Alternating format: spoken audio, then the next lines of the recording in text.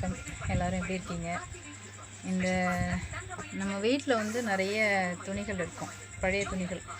அது வந்துட்டு நம்ம இனிமேல் அதை போட வேண்டாம் அப்படின்னு இருக்கும். அதே மாதிரி அது தூக்கி போடவும் மனசு வராது. அந்த மாதிரி இது பாப்பாவோட ஸ்கூல் டாப் இருந்துச்சு.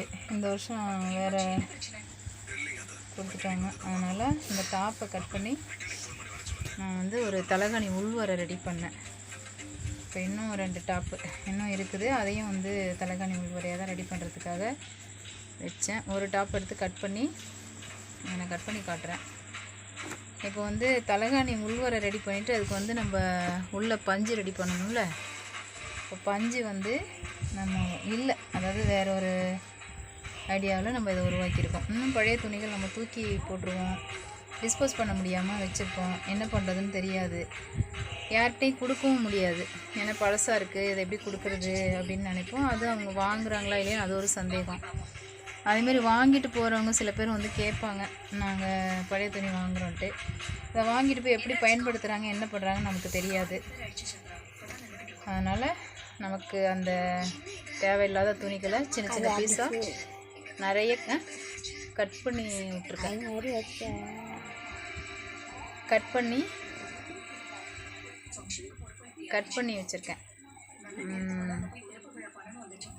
அதனால் அதை சின்ன சின்ன பீஸாக கட் பண்ணி இது ஃபுல்லாக திணிச்சு வச்சுட்டேன். இப்போ வந்து இது உறுத்தாது, இந்த மாதிரி கொஞ்சம் எடுத்து வச்சுருக்கேன் அவங்களுடைய பார்வைக்காக.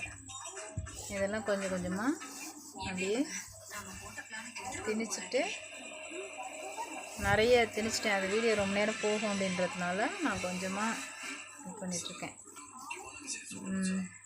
பழைய துணிகள் நிறைய இருந்தது, இன்னும் நிறைய இருக்குது.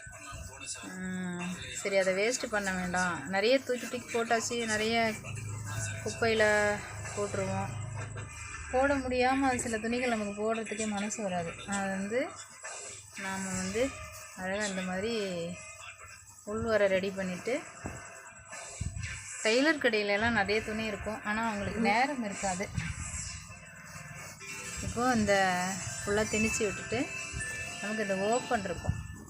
இந்த ஓப்பன் வந்துட்டு ஒரு ஊசி நூல் வச்சு நம்ம தைச்சிக்கலாம்.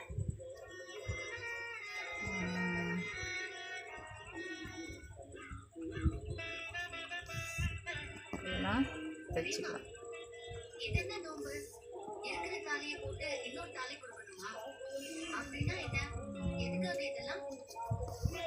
இதுக்கு மேல் ஒரு ஏற்கனவே ஒன்று தைச்சேன்.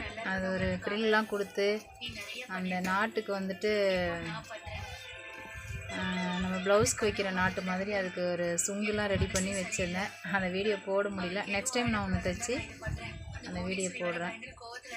அந்த வீடியோவை வேண்டாம் அப்படின்னு முடிவு பண்ணேன். சரி, சும்மா ரெடி பண்ணி பார்க்கலாம் அப்படின்ட்டு ஒரு பிளான் வந்தது. வேணான்னு முடிவு பண்ணேன். அப்புறம் தான் சரி எதுவும் போடும் அப்படின்னு சொன்னாங்க. இந்த வீடியோ எடுக்கிறதெல்லாம் அம்மா தான் எடுக்கிறாங்க. அம்மா தான் இந்த ஐடியாவும் சொன்னாங்க, நீ பண்ணு அப்படின்ட்டு. அதனால் சரி, ஓகே பண்ணலாம். இப்போ ஒரு தலகாணி வாங்குறாருன்னா நமக்கு வந்துட்டு 150 ரூபா 200 ரூபா, இன்னும் அதுக்கு மேலே ரேட்டு போயிட்டே இருக்கும். ஆனால் இது பார்க்குறதுக்கும் நல்லா இருக்குது. நம்ம தலகாணி ஒரு உள்வரையும் வாங்க போகிறதில்ல, வெளிவரையும் வாங்க போகிறதில்ல, இதிலே ரெடி பண்ண போகிறோம். கத்திரிக்கோள் இல்லை,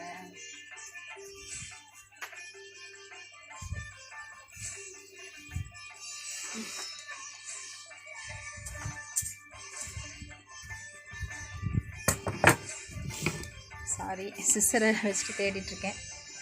இப்போ இதை முடிச்சுட்டு இந்த தலகாணி வரைய வச்சு, இது வந்து இந்த இடம் அந்த ஹாம்கோல், அதனால் இது கொஞ்சம் பள்ளமாக இருக்கும்.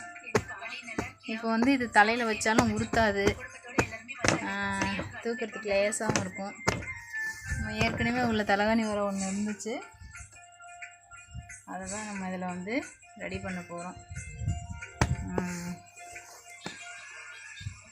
ஏன்னா இது வரைக்கும் இந்த மாதிரி வீடியோலாம் எடுக்கிறதுக்கு நேரம் இல்லை, ஒர்க்கு போயிட்டு இருந்துச்சு. இப்போ வீட்டிலையே டைலரிங் கிளாஸ் எல்லாம் போகிறதுனால இந்த ஐடியாக்கெல்லாம் தன்னால் வருது.